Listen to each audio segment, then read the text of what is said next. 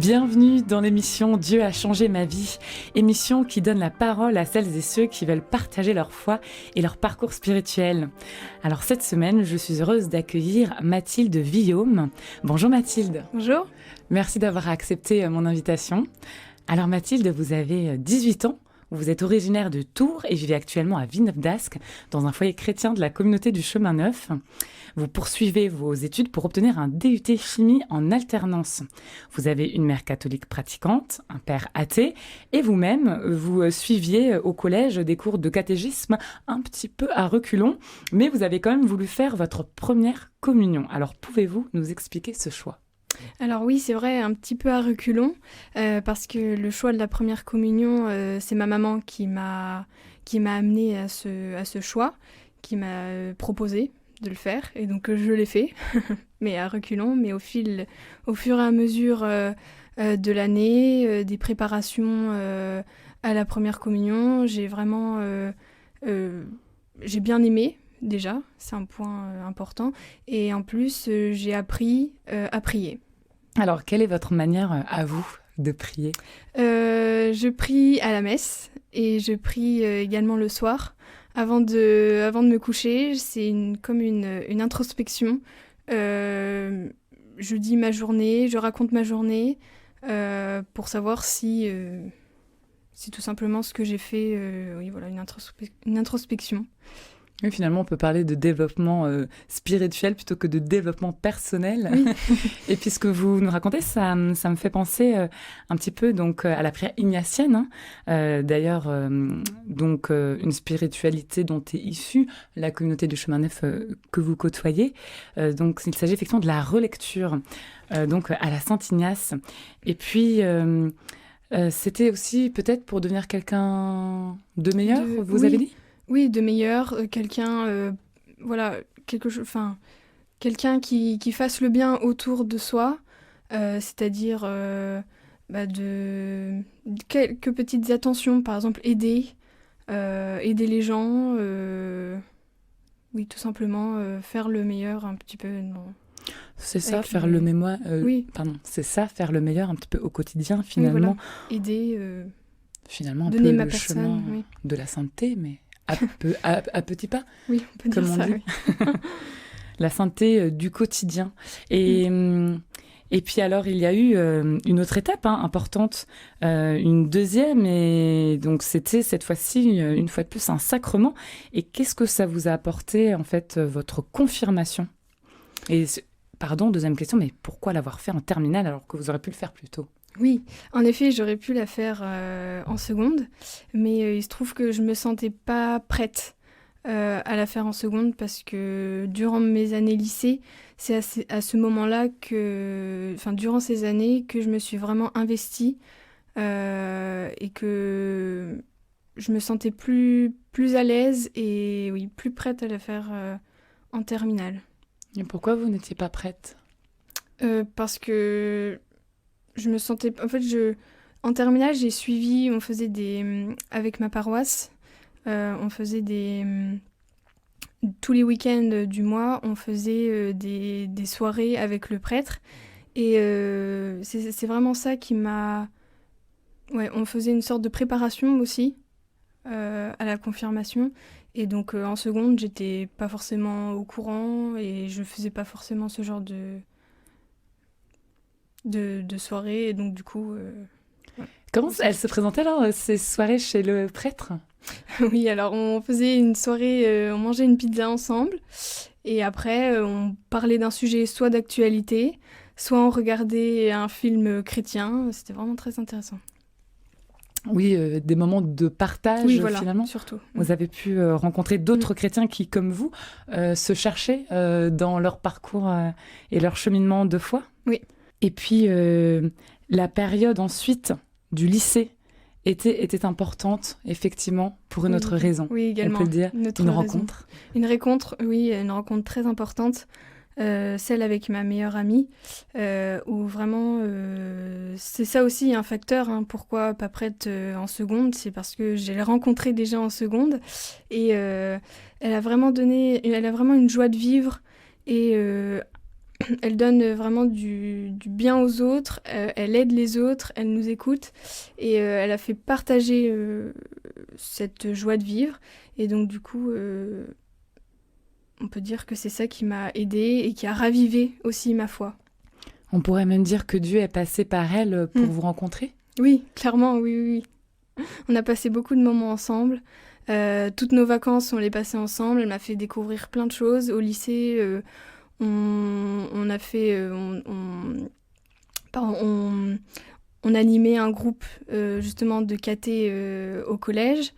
C'était la pastorale? C'était la pastorale, voilà, des groupes de collégiens. Moi, je me suis investie, je faisais partie d'un orchestre pour la messe. Oui, voilà. Et donc, il y a eu, je crois, les camps scouts aussi? Oui, aussi. Elle m'a fait découvrir les guides d'Europe. Donc, j'ai pu faire du scoutisme. Et ça m'a vraiment beaucoup plu. Et en quoi ça vous a plu? Parce que, racontez-nous, parce que les scouts, il y a de multiples, de multiples groupes. Et là, il s'agissait des guides d'Europe, hein, où les filles donc sont séparées des garçons. Oui, c'est ça. C'est un groupe assez traditionnel, mais pour autant, c'est les gens, du moins que j'ai rencontrés, étaient vraiment ouverts d'esprit. C'est-à-dire qu'il n'y avait pas de sujet tabou et c'était vraiment dans la convivialité, dans le partage, et on vivait, voilà, notre camp vraiment dans la nature. Oui. Et c'est leur devise aussi, non? Oui, c'est leur devise, oui. Vous pouvez nous la rappeler? C'est vivre dans la nature avec Dieu. Enfin, c'est ça. C'est tout dans toute la simplicité. Toute simplicité. Dieu a changé ma vie sur RCF Hauts-de-France. Et puis maintenant, on peut parler de votre présent, c'est-à-dire votre rentrée qui s'est effectuée en 2020, donc au sein du foyer, la communauté du Chemin Neuf, à Villeneuve d'Ascq, le foyer Saint-Sauveur. Et en fait, il s'agit en réalité de la 2e année, car vous étiez l'an dernier. Vous pouvez nous expliquer comment est-ce que vous avez connu ce foyer chrétien? Oui, bien sûr. Donc, en fait, j'ai connu le foyer donc en terminale par ma meilleure amie, parce que ses parents ont vécu dans ce foyer pendant des années. Et donc, du coup, c'est vrai qu'ils connaissaient un petit peu la communauté, quoi, à force. Et donc, du coup, c'est vrai qu'elle m'a conseillé. Parce que moi, je ne connaissais pas l'existence. Je ne pensais pas qu'on pouvait, en tant qu'étudiant, vivre dans un foyer chrétien. Et c'est vrai que je voulais garder...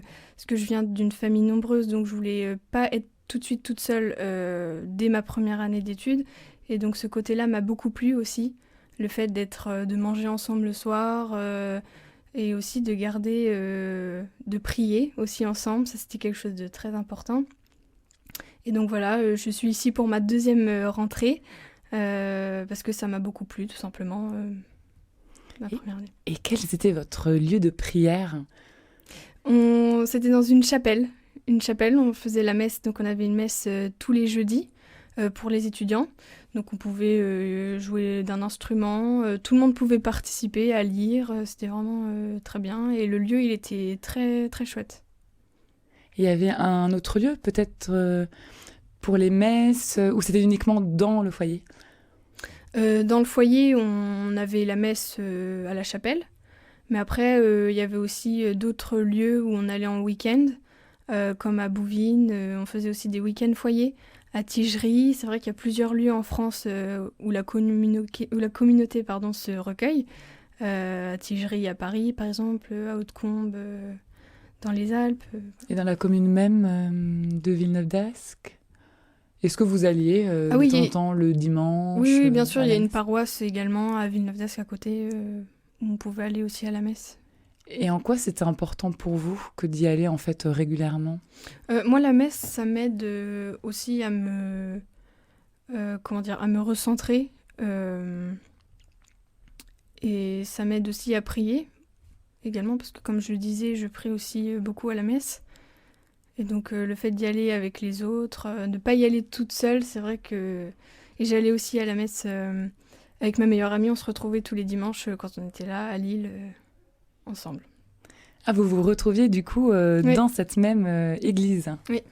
À Villeneuve-d'Ascq? Oui. D'accord. Comment l'avez-vous perçu, ce moment où vous étiez à la fois seule et en même temps entourée effectivement d'autres jeunes, mais sans cette présence qui vous avait tant guidée au départ, votre meilleure amie? Vous étiez toutes les deux au camp scout, toutes les deux dans votre cheminement. Oui, c'est vrai que ça fait... ça me permet aussi de trouver aussi d'autres connaissances, bien sûr. Le fait de rencontrer d'autres personnes, de vivre cette expérience aussi avec d'autres personnes, c'est important quand on arrive à un âge où on commence à être un petit peu plus autonome. Et en fait, finalement, en quoi Dieu passe à travers les autres? Est-ce que c'est qu'il y a quelque chose d'accessible, un lien entre ciel et terre, quelque part à travers les autres, à travers les rencontres? Ah oui, oui, oui. Là, franchement, c'est vraiment... c'est absolument ça. Dieu passe par les autres pour nous envoyer un message et nous faire voir qui on est vraiment. Et quels sont vos projets, en fait, pour l'année à venir, pour vous retrouver peut-être avec Dieu parfois dans des moments plus d'intimité? Je pense par exemple à des retraites, où c'est une sorte plutôt de face-à-face avec Dieu. Oui, j'ai prévu cette année de faire des retraites. C'est vrai que le foyer propose plusieurs retraites dans des lieux, comme je le disais, à Tigerie ou dans des autres lieux en France que la communauté propose. Et oui, j'ai prévu d'en faire également. Et oui, comme l'an dernier. Et bien alors, on vous souhaite une nouvelle aventure pour la 2e année consécutive au sein de ce foyer chrétien.